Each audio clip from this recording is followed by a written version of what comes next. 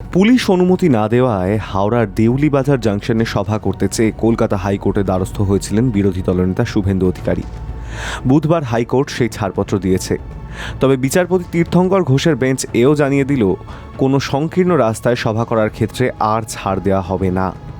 বিচারপতি ঘোষ বলেন, শেষবারের মতন অনুমতি দিচ্ছি, এরপর থেকে চওড়ায় 20 মিটারের কম রাস্তায় সভার অনুমতি চাইলে দেব না। কোনো ঘটনা ঘটে গেলে পুলিশের কিছু করার থাকবে না।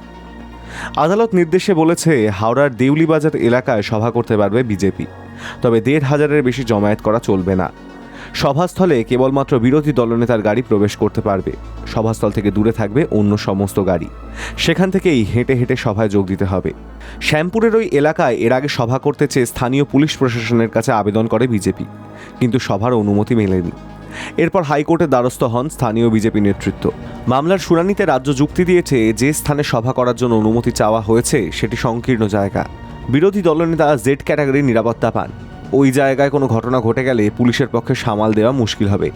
যার প্রেক্ষিতে বিজেপির তরফের আইনজীবী জানান, শান্তিপূর্ণভাবেই সভা করা হবে, কিন্তু রাজনৈতিক কারণে সভার অনুমতি দেওয়া হচ্ছে না। নিরাপত্তা নিয়ে কোনো সমস্যাই হবে না। আইনজীবী বলেন, প্রয়োজনে মুচলেখাও দিতে পারি। আইনজীবীর ওই সওয়াল শুনে বিচারপতি ঘোষের মন্তব্য, মুচলেখা দিলেই সবকিছু হয় না। কোনো অঘটন ঘটলে, জীবনহানি হলে মুচলেখা দিয়ে কি হবে? পরবর্তী সময় সরু রাস্তায় আর সভার অনুমতি দেব না। High News network.